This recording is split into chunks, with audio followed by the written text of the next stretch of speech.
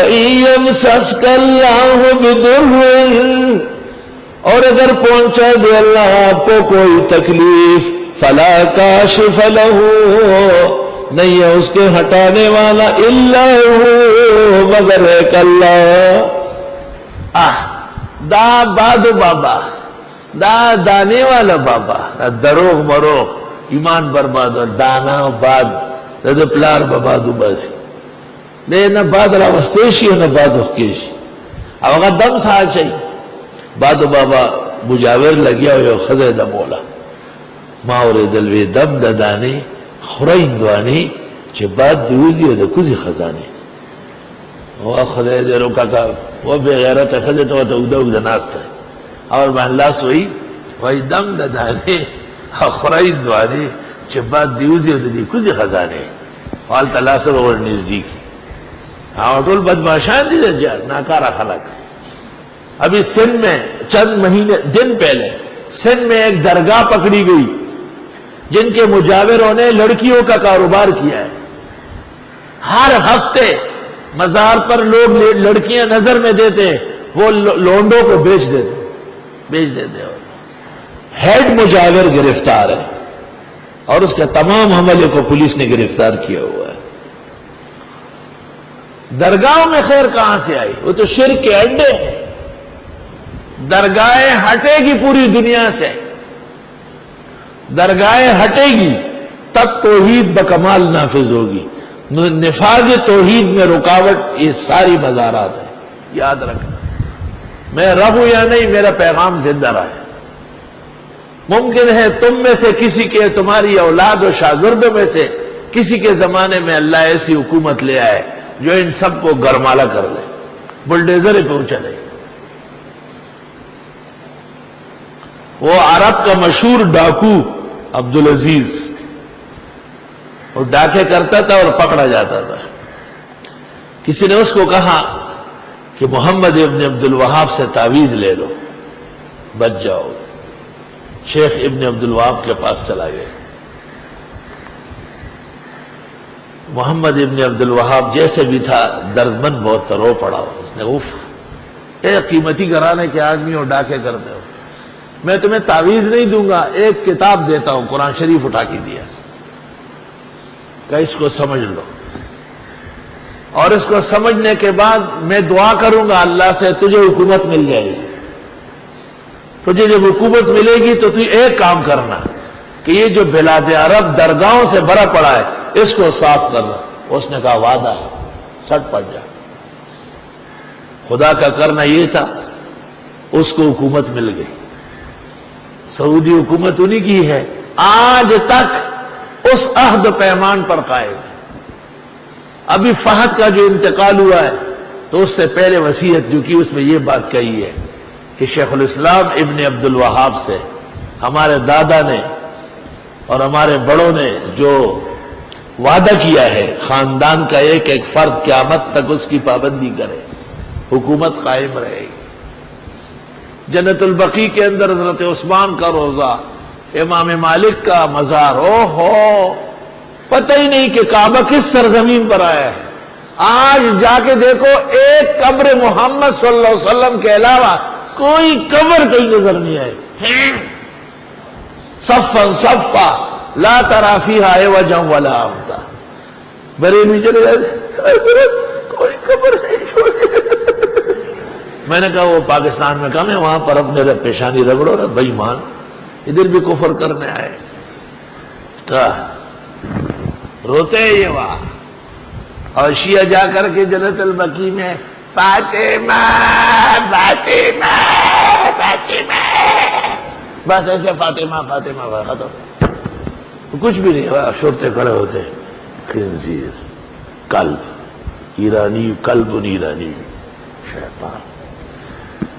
یہ عوام میں اور تمام دنیا میں یہ عقیدہ کیوں آیا کہ شروع کے لوگوں نے غیرت کی اور ہمت فرمائی، ورنہ ان سے پہلے ہماری حکومت تھی۔ ترکیہ حنفی تھے مگر اعلیٰ درجے کے مشرق عقیدے تھی، ایسے مشرق کہ وہ جزیرۃ العرب کے مشرق پیغمبر کے زمانے کے وہ بھی چھوٹے ہو گئے تھے، ترکیہ والے ان سے بڑے۔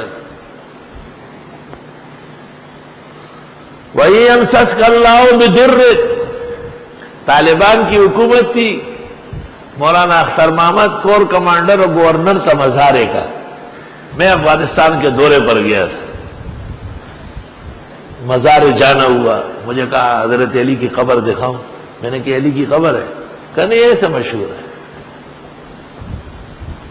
ایک اتنی بڑی چابی لائی گئی، لمبا گیٹ تھا، وہ کھولا، جہاں تک قبر کے اندر جہاں تک جا سکتے تھے وہاں لے گئے. سامنے ایک مسجد بنی ہے نیلے رنگ کے حرم شریف کے طرز پر. میں نے کہا اختر محمد تم نے دور حدیث کہاں کیا ہے؟ کہا آپ کے پاس. میں نے کہا تفسیر کا آپ کے پاس. میں نے کہا مزار کا کیا حکم ہے؟ کہا بلڈیزر چلا رہا. میں نے کہا کیا کرو گے؟ کہنے لگے یہ تو اکیلا میرا مسئلہ نہیں ہے، اور تمام قماندان اور طالبان کے لیڈران جمع ہوں گے، علماء سے فتویٰ لیں گے، پھر کچھ کریں گے. میں نے کہا جلدی کرنا ورنہ الٹنے والا ہے معاملہ.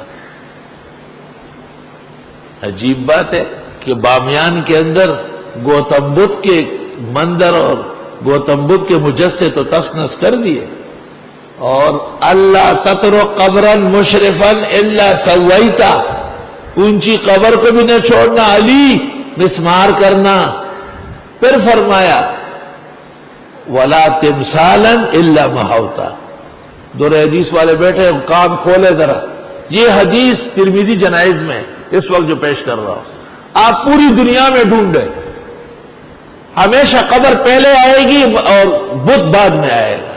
معلوم ہوا کہ قبر کے مزار کا نقصان مسلم عقیدے کو بت پرستی سے زیادہ ہے. 20 سال سے بخاری ترمذی، اس سال 21واں سال تھا، آج تک ایک طریق پر ہم قادر نہیں ہوئے جس پہ قبر پہلے بت پہلے ہو اور قبر بعد. نہیں، قبر پہلے ہے اور بت بعد میں. بت بنے کس چیز سے؟ قبروں سے بنے. قبور اور مزارات، درگاہیں، یہ تو کفر اور شرک کے اڈے اور ان کا مادہ ہے. جب تک اس کو ہٹایا نہیں گیا، صاف نہیں کیا گیا، حاشا وکلا کہ پوری توحید دنیا میں نافذ ہو جائے. اسی طرح وہ حدیث جس میں پیغمبر نے فرمایا ہے لا یحجن بعد العام مشرک ولا یطوفن بالبیت عریان، بخاری مسلم تمام کتاب ہے. آئندہ سال کوئی مشرک حج کرنے نہ آئے اور کوئی آدمی ننگے ہو کر طواف نہ کرے. یہ حدیث کہ مشرک کی مذمت پہلے ہیں اور ننگا ہو کر طواف کرنے کی بعد میں ہے، یہ اس ترتیب سے ہے، اس کے خلاف نہیں ہے. تو حاصل کلام کا یہ نکلے گا کسی مسجد کے صف میں بدعتی اور مشرک کا آنا اس سے زیادہ خطرناک ہے کہ کوئی کرتا شلوار اتار کر ننگا ہو کر کے مسجد میں آ جائے. یہ خوش ہوتے ہیں، ان کے ہاں سب لوگ نماز پڑھتے ہیں، تمہارے ہاں کتے گدھے خچر سب انسان مانے جاتے ہیں، اس لیے کہ تم خود انسان نہیں ہو. آپ کے مسلح پر ننگے سر کھڑے، یہاں ننگے سر گیٹ کے اندر داخل کرو، خود بخود اس کے سر پہ ٹوپی نازل ہو جائے گی اللہ کے فضل و کرم سے. قولا فرماؤ اغیر اللہ یتخذ ولیا، کیا اللہ کے علاوہ کسی اور کو بنا دوں کار ساز. فاطر السماوات والارض، بنانے والے آسمان و زمین کے تو خدا ہے. فاطری طلبہ سمجھتے ہیں کہ یہ لفظ اللہ کی صفت ہے، اس لیے جو اعراب موصوف کے ہیں وہ صفت کے ہیں. اغیر اللہ فاطری رہے گا، کیسے ادبرس ترکیب ہے. ولیین کی صفت نہیں ہے، وہ تو محلن منصوب ہے. وَهُوَ يُطْعِمُ وَلَا يُطْعَمُ، اور وہ کھلاتا ہے اس کو نہیں کھلایا جاتا، یعنی وہ لوگوں کی حاجات پوری کرتا ہے، خود وہ غیر محتاج ہے. قُلْ إِنِّي أُمِرْتُ أَنْ أَكُونَ أَوَّلَ مَنْ أَسْلَمَ، آپ فرمائیے مجھے حکم ہے کہ میں ہو جاؤں پہلا ماننے والا. وَلَا تَكُونَنَّ مِنَ الْمُشْرِكِينَ، اور مت بنیے شرک کرنے والوں میں سے. قل انی اخاف ان عصیت ربی عذاب یوم عظیم، آپ فرما دیجئے بے شک میں ڈرتا ہوں اگر نافرمانی کر لوں رب کی